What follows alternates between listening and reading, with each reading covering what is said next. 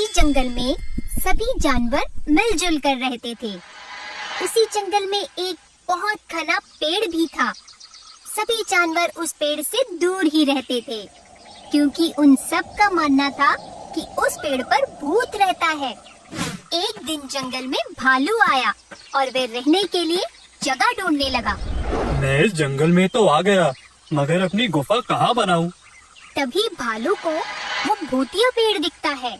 यह जगह थोड़ी डरावनी लगती है, पर यहाँ शांति बहुत है। मुझे अपनी गुफा यही बनानी चाहिए।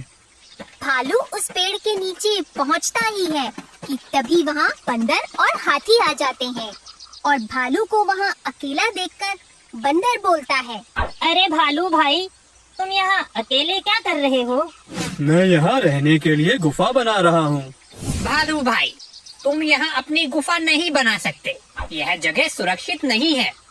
सुरक्षित नहीं है? तुम कहना क्या चाहते हो? हाथी भाई ठीक बोल रहे हैं, इस पेड़ पर तो भूत रहता है। तुम मेरे घर के नीचे अपनी गुफा बना लो, वहाँ तुम्हें कोई परेशानी नहीं होगी। अगर यह सच है तो मैं अपनी गुफा बंदर भाई के घर के नीचे ही बनाऊंगा। तीनों वहाँ से चले जाते हैं। भालू अपनी गुफा ठीक उसी पेड़ के नीचे बनाता है जिस पेड़ पर बंदर रहता था। भालू निश्चिंत होकर वहाँ रहने लगता है। एक दिन भालू जंगल में घूमने के लिए निकलता है। घूमते घूमते वो उसी पेड़ के नीचे जा पहुँचता है। अगर इस पेड़ पर भूत रहता है तो वह मुझे इतने दिन से दिखाई क्यों नहीं दिया? मुझे लगता है यहाँ जरूर कुछ गड़बड़ है। भालू के ऐसा कहते ही पेड़ के ऊपर से आवाज आती है, तुम यहाँ आ तो गए हो, लेकिन जा नहीं पाओगे।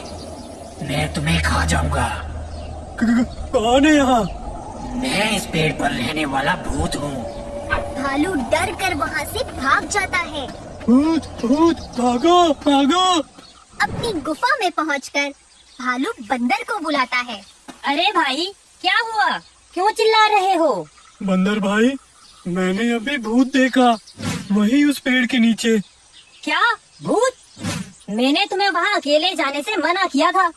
तुम अभी इस जंगल में नए हो और वो भूत तो बहुत खतरनाक है। उसने पहले भी कई जानवरों को नुकसान पहुँचाया है। मुझे तुम्हारी बात मान लेनी चाहिए थी। आज के बाद मैं कभी भी वहाँ अकेला नहीं जाऊँगा। भालू अब उस पेड़ के पास कभी अकेला नहीं जाता था। एक दिन भालू को जंगल में एक गोरिल्ला दिखता है। लगता है ये गोरिल्ला जंगल में नया आया है, वरना आज से पहले तो मैंने इसे कभी नहीं देखा। भालू उसके पीछे चल पड़ता है।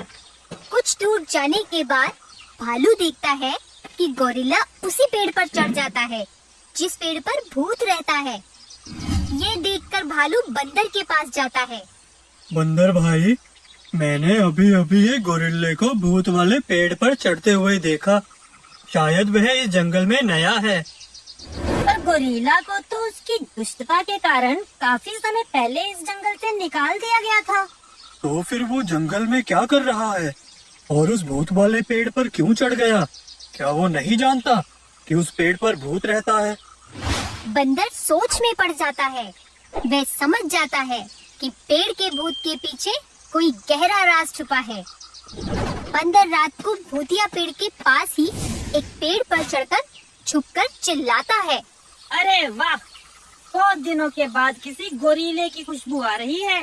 आज तो पेट भर कर खाऊंगा और यह गोरीला तो मुझे देख भी नहीं सकता, क्योंकि मैं तो भूत हूँ। गोरिल्ला ये सब सुनकर डर जाता है। वह सभी जंगल के जानवरों को इकट्ठा करता है। फिर वह उन्हें सारी बात बताता है। बंदर अभी भी उसी तरह से चिल्ला रहा होता है, आज तो मैं गोरीले का मांस खाकर ही पेट भरूंगा। पर भूत तो इस पेड़ पर रहता था, फिर आवाज उस पेड़ से कैसे आ रही है? महाराज, पेड़ पर कोई भूत नहीं रहता। आपने मुझे जंगल से निकाल दिया था, इसलिए मैं इस पेड़ पर आप सबसे छुपकर रहता था। सभी जानवरों को मैंने ही भूत बनकर डराया था, जिससे कोई मुझे देख ना सके। लेकिन अब यहाँ सचमुच का भूत आ गया है। ये सब सुनते ही बंदर नीचे आता है और सबको बताता है, यहाँ कोई भूत नहीं रहता। पेड़ पर रहने वाले भूत का सच सामने लाने के लिए ही मैं भूत बनकर इसे डरा रहा था। ठीक वैसे ही जैसे इसने हम सबको डराया था। गोरिल्ले का झूठ पकड़ा जाता है और उसे जंगल से बाहर निकाल दिया जाता है।